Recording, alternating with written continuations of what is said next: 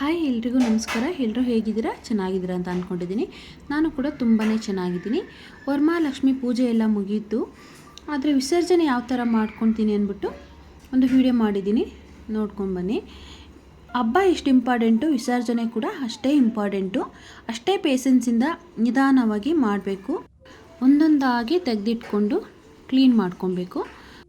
ಹಬ್ಬಕ್ಕಂದ್ಬಿಟ್ಟು ಎಷ್ಟು ದೀಪ ಹಚ್ಚಿರ್ತೀವೋ ಅಷ್ಟು ದೀಪದ ಬತ್ತಿಗಳನ್ನು ತೆಗೆದುಬಿಟ್ಟು ಒಂದು ಕಡೆ ಇಟ್ಕೊಂಡು ಯಾರು ತಿರುಗಾಡದೇ ಇರೋ ಜಾಗದಲ್ಲಿ ಹಾಕಬೇಕು. ಇಲ್ಲ ಯಾವುದಾದ್ರೂ ಗಿಡದ ಕೆಳಗಡೆ ಅಥವಾ ಮರದ ಕೆಳಗಡೆ ಹಾಕಬೇಕು. ತಿರುಗಾಡೋ ಅಂಥ ಜಾಗದಲ್ಲಿ ಹಾಕಬಾರ್ದು. ಲಕ್ಷ್ಮೀ ವಿಗ್ರಹಕ್ಕೆ ಯಾವುದೇ ರೀತಿ ಲೋಪ ಆಗದಾಗೆ ನಿಧಾನವಾಗಿ ಒಂದೊಂದೇ ಟೈಮ್ ತೊಗೊಳುತ್ತೆ, ಪರವಾಗಿಲ್ಲ. ಹಬ್ಬ ಮಾಡೋಕೆ ಅಷ್ಟು ದಿವಸ ಟೈಮ್ ತೊಗೊಂಡಿದ್ವಿ ಕ್ಲೀನಿಂಗು ಅದು ಇದು ಅಂದ್ಕೊಂಡು, ಆದರೆ ವಿಸರ್ಜನೆಗೂ ಕೂಡ ಸ್ವಲ್ಪ ಟೈಮ್ ಆದರೂ ಪರವಾಗಿಲ್ಲ. ನಿಧಾನವಾಗಿ ಭಕ್ತಿಯಿಂದ ಒಂದೊಂದಾಗಿ ತೆಗೆದಿಟ್ಕೊಬೇಕು. ದೇವಿ ಮುಂದೆ ಇಟ್ಟಿರೋ ದುಡ್ಡು ಕೂಡ ನೀಟಾಗಿ ತೆಗೆದು ಬೀರುನಲ್ಲಿಡಬೇಕು. ಒಂದು ದಿವಸನಾದರೂ ಬೀರುನಲ್ಲಿಡಬೇಕು. ಹಾಗಾದರೆ ಖರ್ಚು ಮಾಡಬಾರ್ದ ದೇವರಿಗೆ ಇಟ್ಟಿರೋದನ್ನ ಅಂತ ಯೋಚನೆ ಮಾಡಿಬಿಡಿ. ಖರ್ಚು ಮಾಡ್ಬೋದು, ನಮ್ಮ ಅವಶ್ಯಕತೆಗೋಸ್ಕರನೇ ತಾನೇ ದುಡ್ಡು ಇರೋದು. ನಮಗೆ ಅವಶ್ಯಕತೆ ಅನ್ನೋದಿದ್ದರೆ ಖರ್ಚು ಮಾಡ್ಬೋದು. ಆದರೆ ಒಂದು ದಿವಸನಾದ್ರೂ ಮನೆಯಲ್ಲಿ ದೇವಿ ಮುಂದೆ ಇಟ್ಟಿರೋ ದುಡ್ಡನ್ನ ಬೀರುನಲ್ಲಿ ಇಡಬೇಕು. ಇಟ್ಟರೆ ತುಂಬ ಒಳ್ಳೆಯದು ಅಂತ ಹೇಳ್ತಾರೆ. ದೇವಿಗೆ ಇಟ್ಟಿರೋ ಮಡಿಲಕ್ಕಿನ ಯಾವುದಾದ್ರೂ ದೇವಸ್ಥಾನಕ್ಕಾದರೂ ಕೊಡ್ಬೋದು, ಇಲ್ಲ ನಾವೇ ಆದರೂ ಯೂಸ್ ಮಾಡ್ಕೊಬೋದು. ಅಕ್ಕಿನ ಏನಾದರೂ ಸ್ವೀಟ್ ಮಾಡೋದಕ್ಕೆ ಯೂಸ್ ಮಾಡ್ಕೊಳ್ಳಿ. ಕೊಬ್ಬರಿನೂ ಅಷ್ಟೇ, ಸ್ವೀಟ್ ಮಾಡುವಾಗ ಕೊಬ್ಬರಿ ಯೂಸ್ ಮಾಡ್ಕೊಳ್ಳಿ. ಫ್ರೂಟ್ಸ್ ಎಲ್ಲ ಮಕ್ಕಳಿಗೆ, ಡ್ರೈ ಫ್ರೂಟ್ಸ್ ಎಲ್ಲ ಇದ್ದರೆ ಮಕ್ಕಳಿಗೆ ತಿನ್ನೋದಕ್ಕೆ ಕೊಡಿ. ಬಳೆ ನೀವೇ ಹಾಕ್ಕೊಳ್ಳಿ. ದೇವಿಗೆ ಯಾವುದೇ ವಸ್ತು ಆದ್ರೂ ನಾವು ಯೂಸ್ ಮಾಡಬೇಕು ಫಸ್ಟು, ಆಮೇಲೆ ಎತ್ತಿಕ್ಬೇಕು. ಅದರಿಂದ ತುಂಬ ಒಳ್ಳೆಯದಾಗುತ್ತೆ, ದೇವರ ಅನುಗ್ರಹ ಆಗುತ್ತೆ ಅನ್ನೋದು ಒಂದು ನಂಬಿಕೆ. ಪೂಜೆಗಂತ ಬಳಸಿದಂಥ ಪ್ರತಿಯೊಂದು ವಸ್ತುನೂ ಕೂಡ ನೀಟಾಗಿ ಕ್ಲೀನ್ ಮಾಡಿಕೊಂಡು ಒಂದು ಕಡೆ ಜೋಡಿಸಿಟ್ಕೊಳ್ಳಿ. ಆಮೇಲೆ ಎಲ್ಲ ಕ್ಲೀನೆಲ್ಲ ಆದಮೇಲೆ, ಎಲ್ಲ ಜೋಡಿಸಿ ಎಲ್ಲ ಕ್ಲೀನೆಲ್ಲ ಆದಮೇಲೆ ಆಮೇಲೆ ವಾಶ್ ಮಾಡಿ ತೆಗೆದಿಟ್ಕೊಂಡ್ರೆ ಚೆನ್ನಾಗಿರುತ್ತೆ. ಫಸ್ಟು ಒಂದೊಂದಾಗಿ ತಗೊಳ್ಳಿ. ನಾನು ಇದೇ ಲಕ್ಷ್ಮಿಗೆ ಕುಂಕುಮಾರ್ಚನೆ ಮಾಡೋದು. ಪುಟ್ಟ ಲಕ್ಷ್ಮಿ, ನಮ್ಮನೆ ಪುಟ್ಟ ಲಕ್ಷ್ಮಿ ಇದು. ಇದಕ್ಕೆ ನಾನು ಕುಂಕುಮಾರ್ಚನೆ ವರ್ಷ ಮಾಡ್ತೀನಿ. ಕುಂಕುಮಾರ್ಚನೆ ಮಾಡಿದಂಥ ಕುಂಕುಮನ ಮನೆಯವರೆಲ್ಲರೂ ಡೈಲಿ ಯೂಸ್ ಮಾಡಿಕೊಂಡ್ರೆ ತುಂಬ ಒಳ್ಳೆಯದು. ಆ ಕುಂಕುಮನ ಬೇರೆಯವರಿಗೆ ಯಾರಿಗೂ ಕೊಡಬಾರ್ದು, ಮನೆಯವರೇ ಯೂಸ್ ಮಾಡಬೇಕು. ದೇವಿ ಮುಂದೆ ಇಟ್ಟಿರೋ ಕಳಸ ಡೈಲಿ ಪೂಜೆ ರೂಮಲ್ಲಿ ಇಡೋವಂಥ ಕಳಸನ ನಾನು ಎತ್ಬಿಟ್ಟು ಪೂಜೆ ರೂಮ್ ಒಳಗಡೆ ಇಡ್ತೀನಿ. ಯಾಕಂದರೆ ನಾನು ಒಂದೇ ಕಳಸ ಇಟ್ಟಿದ್ದೆ, ಪೂಜೆ ರೂಮಲ್ಲಿ ಇಡೋ ಕಳಸನೇ ದೇವ್ರ ಮುಂದೆನೂ ಕೂಡ ಇಟ್ಟಿದ್ದೆ. ಎರಡೆರಡು ಕಳಸ ಇಡೋದು ಬೇಡ ಅಂದ್ಬಿಟ್ಟು. ಇದು ಡೈಲಿ ಯೂಸ್ ಮಾಡುವಂಥ ಕಳಸ. ಇದನ್ನ ಇವಾಗ ಎತ್ಬಿಟ್ಟು ದೇವ್ರ ಮನೆ ಒಳಗಡೆ ಇಟ್ಕೊತೀನಿ. ನಾಳೆ ಮತ್ತೆ ಅದನ್ನ ಚೇಂಜ್ ಮಾಡ್ಕೊತೀನಿ. ಒಂದೊಂದಾಗಿ ತೆಗೆದಿಟ್ಕೊಬೇಕು. ದೇವ್ರ ಮೇಲಿಟ್ಟಿರೋ ಹೂವುಗಳಾಗಲಿ, ಚೌಲಿ ಆಗಲಿ, ಬಾಳೆಕಂಬ ಆಗಲಿ ಒಂದೊಂದಾಗಿ. ಬಳೆನ ನೀವೇ ಹಾಕ್ಕೊಳ್ಳಿ. ದೇವರಿಗಿಟ್ಟಿರೋ ಬಳೆನ ನೀವೇ ಹಾಕ್ಕೊಬೇಕು. ಸೀರೆನೂ ಕೂಡ ನೀವೇ ಹಾಕಬೇಕು. ಏನೇನು ಒಡವೆ ಸೀರೆ ಇಟ್ಟಿದ್ದೀರೋ ಅದೆಲ್ಲ ನೀವೇ ಯೂಸ್ ಮಾಡಬೇಕು.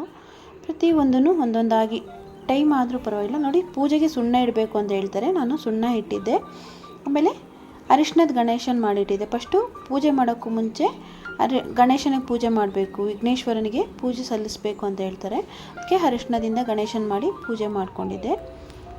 ಪೂಜೆಗೆ ಇಟ್ಟಿರೋ ಬಾಳೆಕಂಬ ಆದರೂ ಅಷ್ಟೇ, ಯಾರು ತಿರುಗಾಡದೇ ಇರೋವಂಥ ಜಾಗಕ್ಕೆ ಹಾಕಬೇಕು. ಇಲ್ಲ ಹಸು ಏನಾದರೂ ಇದ್ದರೆ ತಿನ್ನೋದಕ್ಕೆ ಕೊಟ್ಟರು ಓಕೆ, ಇಲ್ಲ ಅಂದರೆ ಯಾರು ತಿರುಗಾಡದೇ ಇರೋವಂಥ ಜಾಗದಲ್ಲಿ ಹಾಕಿ.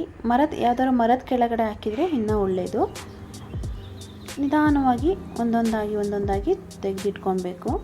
ಇಲ್ಲಾಂದರೆ ನಾವಿಟ್ಟಿರೋ ವಸ್ತು ನಮಗೆ ಸಿಗಲ್ಲ, ಮತ್ತೆ ಬೇಕಾಗುತ್ತಲ್ಲ ಮತ್ತೆ ಪೂಜೆ ಮಾಡೋಕ್ಕೋಸ್ಕರ. ಹಾಗಾಗಿ ನಿಧಾನವಾಗಿ ಒಂದೊಂದೇ ವಸ್ತುನು ತೆಗೆದು ನೀಟಾಗಿ ಜೋಡಿಸಿಟ್ಕೊಬೇಕು.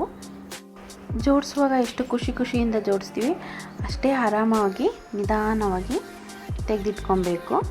ನನಗಂತೂ ಲಕ್ಷ್ಮೀ ವಿಸರ್ಜನೆ ಅಂದರೆ ತುಂಬಾ ಫೀಲ್ ಆಗುತ್ತೆ. ಯಾಕಂದರೆ ಇಡೀ ತಿಂಗಳೆಲ್ಲ ಈ ಹಬ್ಬಕ್ಕೋಸ್ಕರ ಕಷ್ಟಪಟ್ಟು ಕೆಲಸ ಮಾಡಿ, ಕಷ್ಟ ಅಂತ ಹೇಳಬಾರ್ದು, ಇಷ್ಟಪಟ್ಟು ಖುಷಿಯಿಂದ ಸಂಭ್ರಮದಿಂದ ಕೆಲಸ ಮಾಡಿಕೊಂಡು ದೇವಿಗೋಸ್ಕರ ಪರ್ಚೇಸಿಂಗು, ಶಾಪಿಂಗು ಎಲ್ಲ ಒಂಥರ ಚೆನ್ನಾಗಿರುತ್ತೆ ವಾತಾವರಣ. ಈ ವಾತಾವರಣ ಅಂದರೆ ಒಂಥರ ತುಂಬಾ ಖುಷಿಯಾಗುತ್ತೆ. ನಂಗೆ ಇಡೀ ವರ್ಷದಲ್ಲಿ ಈ ತಿಂಗಳು ಈ ಹಬ್ಬ ಅಂದರೆ ತುಂಬಾ ಇಷ್ಟ.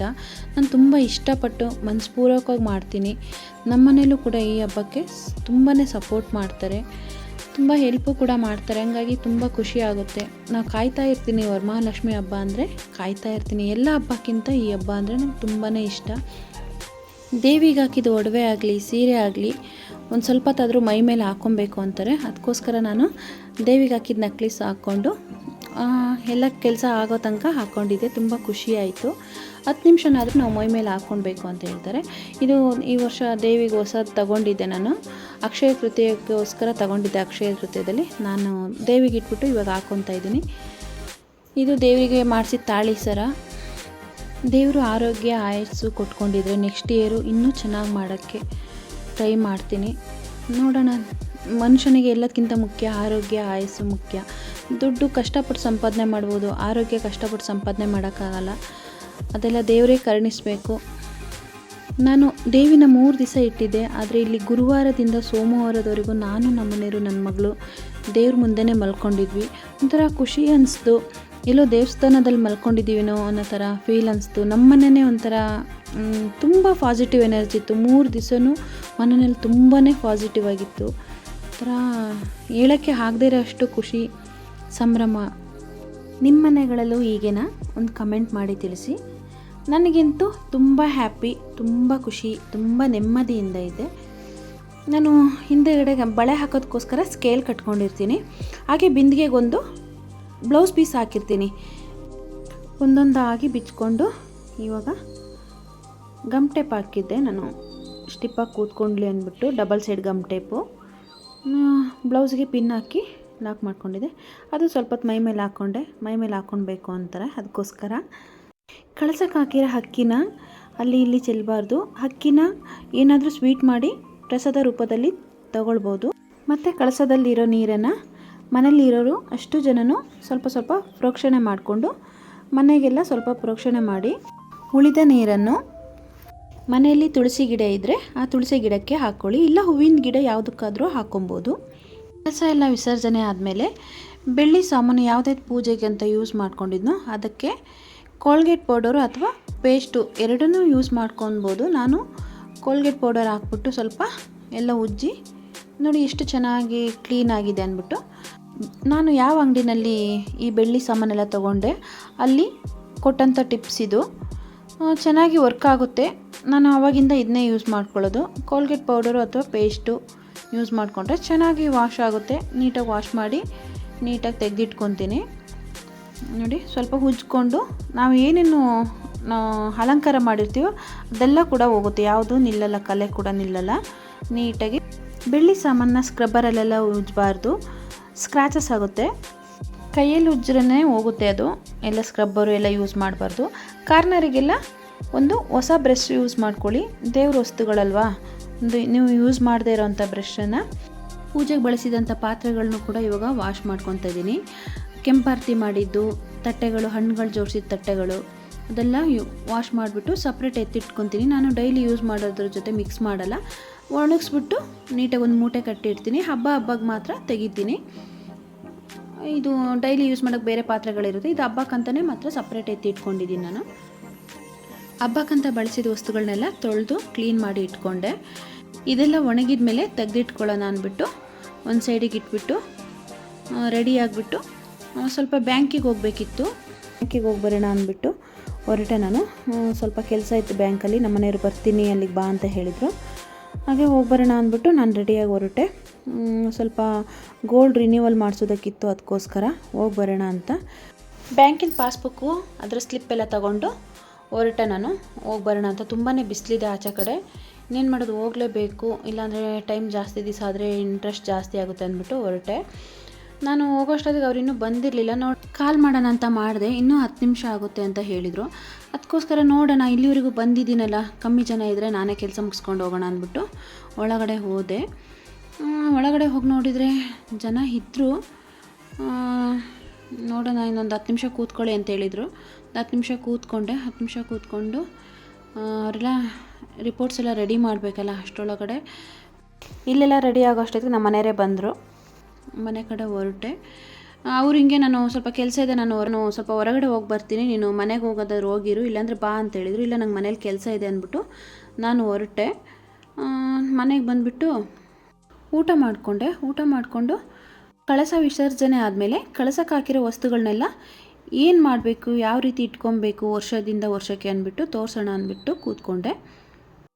ಕಳಸಕ್ಕೆ ಹಾಕಿರೋಂಥ ವಸ್ತುಗಳನ್ನೆಲ್ಲ ನೀವು ಕ್ಯಾಶ್ ಎಲ್ಲಿಡ್ತೀರಾ ಆ ಪ್ಲೇಸಲ್ಲಿ ಒಂದು ಅರಿಶಿಣ ಬಟ್ಟೆ ಕಟ್ಟಿ, ಅರಿಶಿಣ ಅಥವಾ ಕೆಂಪು ಅಥವಾ ಹಸಿರು ಯಾವುದಾದ್ರೂ ಆಯಿತು, ಕಾಟನ್ ಬಟ್ಟೆನಲ್ಲಿ ಇವನ್ನೆಲ್ಲ ಕಟ್ಬಿಟ್ಟು ಒಂದು ಬಾಕ್ಸಲ್ಲಾದರೂ ಇಟ್ಕೋಬೋದು. ನೀವು ಕ್ಯಾಶ್ ಎಲ್ಲಿಡ್ತೀರಾ ಆ ಪ್ಲೇಸಲ್ಲಾದರೂ ಇಟ್ಕೋಬೋದು. ನಾನು ಇದನ್ನು ಒಂದು ಬಾಕ್ಸ್ ಮಾಡಿ ಇಟ್ಕೊಂಡಿದ್ದೀನಿ. ಗೋಲ್ಕ ಡಬ್ಬ ಅಂತನಾದರೂ ಕರಿಬೋದು, ಅಥವಾ ಇದನ್ನೊಂದು ಬಾಕ್ಸ್ ಅಂತನಾದರೂ ಕರಿಬೋದು. ನಾನು ಈ ಬಾಕ್ಸಲ್ಲೆಲ್ಲ ಇಟ್ಕೊಳ್ಳೋದು.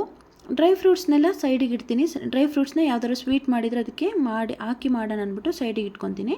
ಇನ್ನು ಅಡಿಕೆ, ಉಂಡಡಿಕೆ, ಗುಂಡಡಿಕೆ, ಬಾಗಡಿಕೆ, ಕವಡೆ, ಆಮೇಲೆ ಲವಂಗ, ಏಲಕ್ಕಿ, ಆಮೇಲೆ ಗೋಮತಿ ಚಕ್ರ, ತಾವರೆ ಬೀಜ, 5 ರೂಪಾಯಿ ಕಾಯಿನು, ಮತ್ತು ಬೆಳ್ಳಿ ಕಾಯಿನು, ಲಾವಂಚ ಬೇರು, ಅದನ್ನೆಲ್ಲ ಒಂದು ಈ ಬಟ್ಟೆನಲ್ಲಿ ಕಟ್ಕೊತೀನಿ. ನೀಟಾಗಿ ಕಟ್ಬಿಟ್ಟು ಬಾಕ್ಸ್ ಒಳಗಡೆ ಇಡ್ತೀನಿ.